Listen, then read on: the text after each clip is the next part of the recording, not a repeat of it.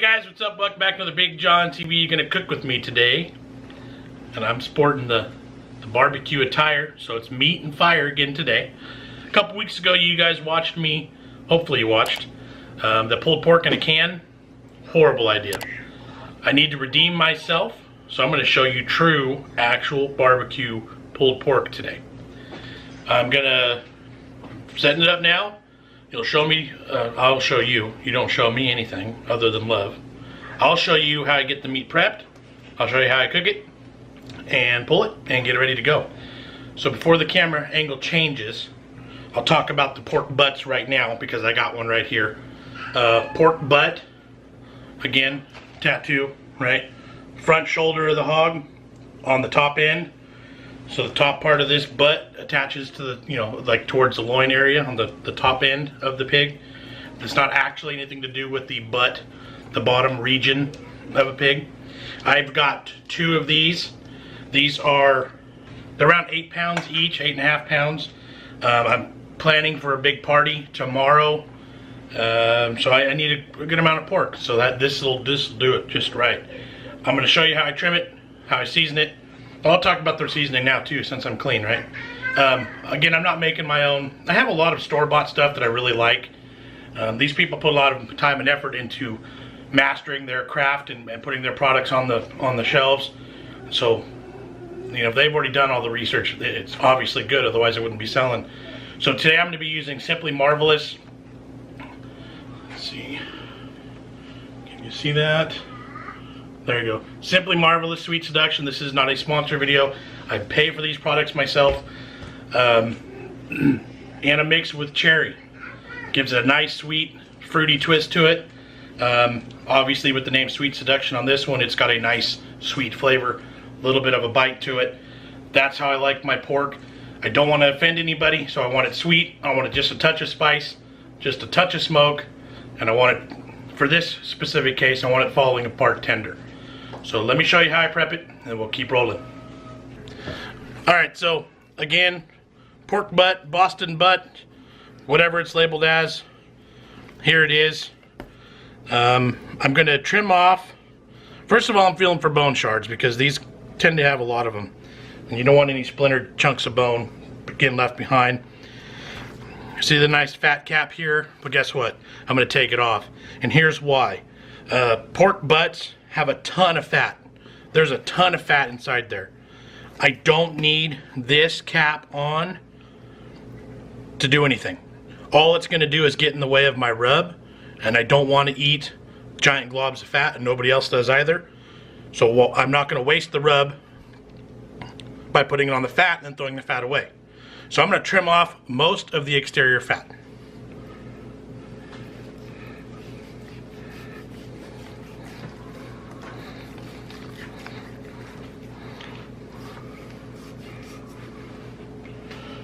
Alright, I'm happy with the top. Flip it over and basically do the same thing.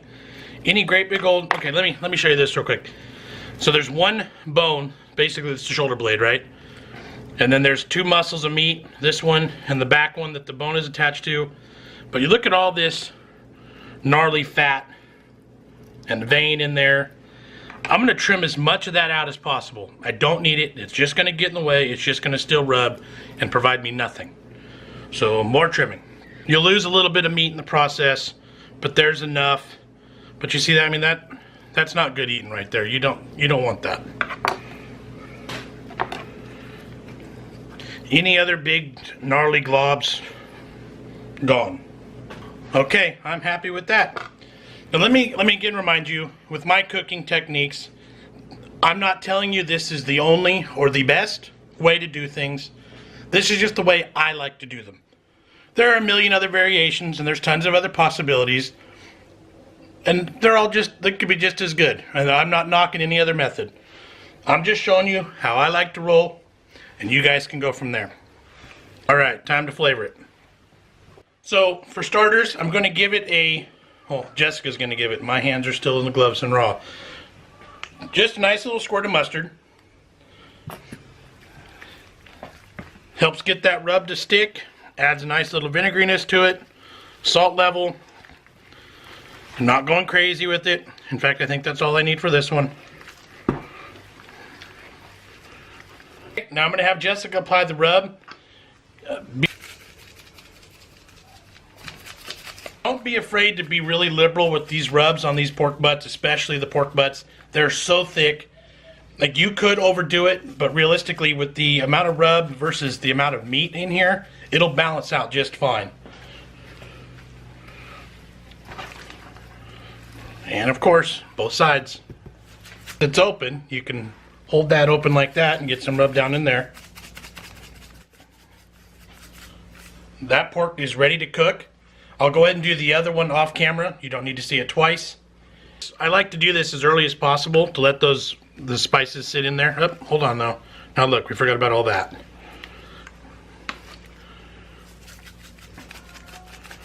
Excellent. So this will be an overnight cook. I'm getting this prepped in the daytime, in the morning time. I'll let the rubs sit on there all day and just kind of soak it in, and then we'll go from there. Okay, we're ready to cook. I'm using the Weber Smoky Mountain again. This is the same pit I used to cook the ribs on last time. You can see that ring of charcoal is really full this time. There are 2 chunks of applewood buried in there and cherry wood chips sprinkled all around the charcoal. The coals are ready to dump. I'm going to go ahead and do that now.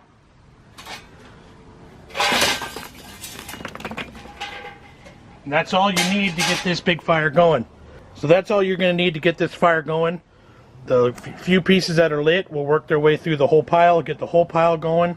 Should be perfect. I'm going to assemble the pit, fill the water bowl, and we'll get the meat going. Okay, pit's up to temperature, ready to go. We're looking anywhere between 250 degrees to 300 degrees.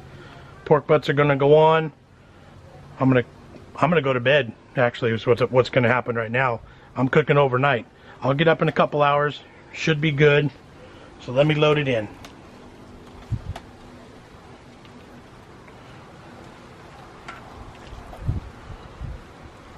If you're going to do this on a Weber kettle, I've showed you before, indirect grilling, charcoal here, butt right in the middle.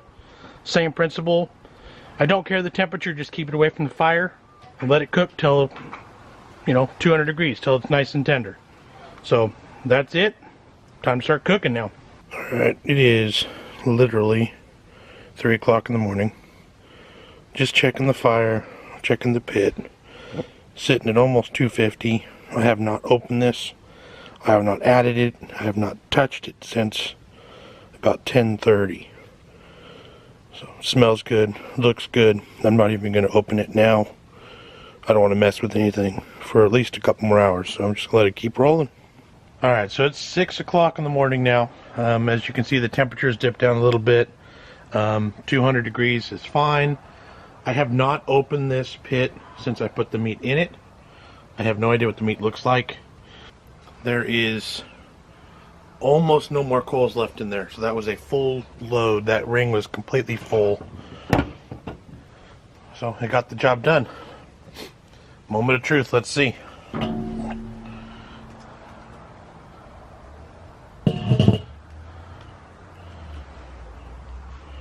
Look at that bark, look at that color, bone sticking out.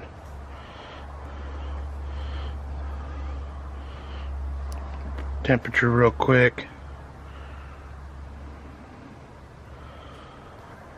Yep. Almost 200 degrees, about 190. These are perfect. So what I'm going to do now is I'm going to pull them off.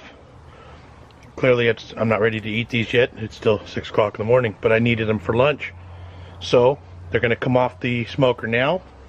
They're going to get wrapped up in a foil, in a tray. And they're going to hold in the oven at 200 degrees until I'm ready to actually deal with them in a few hours.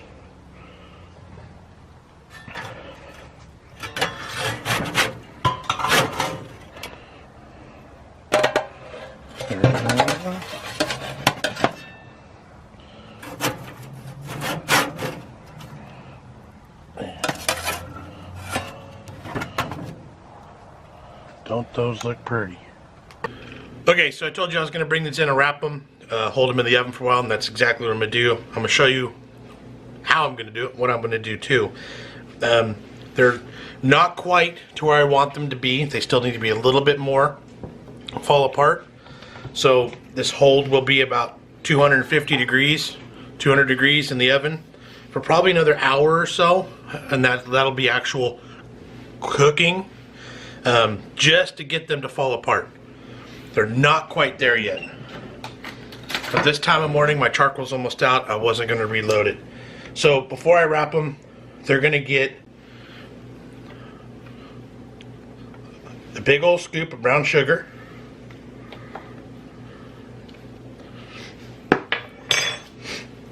Here's another product. Again, not a sponsored video, but something I like using on barbecue. Texas rib candy. This is a black cherry grape habanero. So it's going to be really sweet, but it's also got the habanero in there, so it's got a really nice kick to it. On a big piece of meat like this, that'll balance out really good. We'll put a link down below. Not going crazy, just a little bit.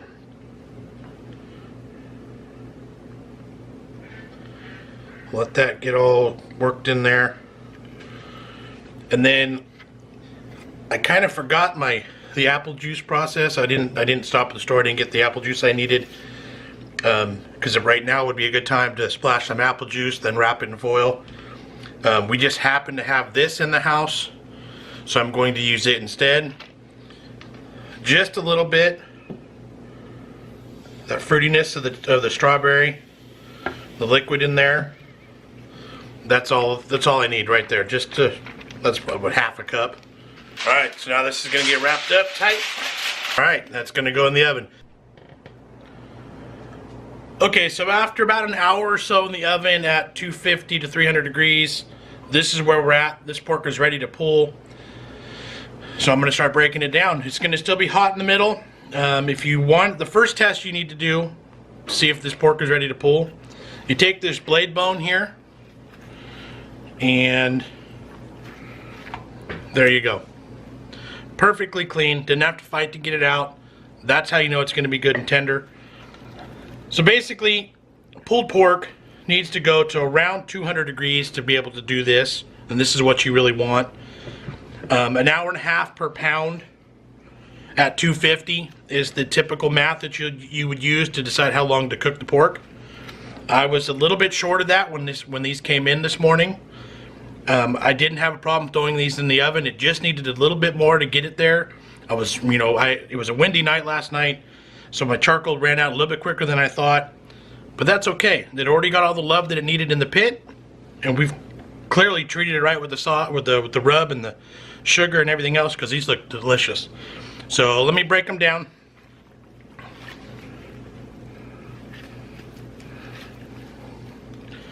So it's not even mush, but it does just shred, just super easy.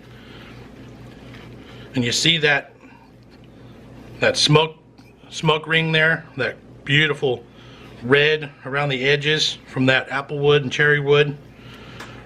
So this isn't burn, this is the bark. And because I defatted the top parts, for the most part, this isn't a big glob of fat.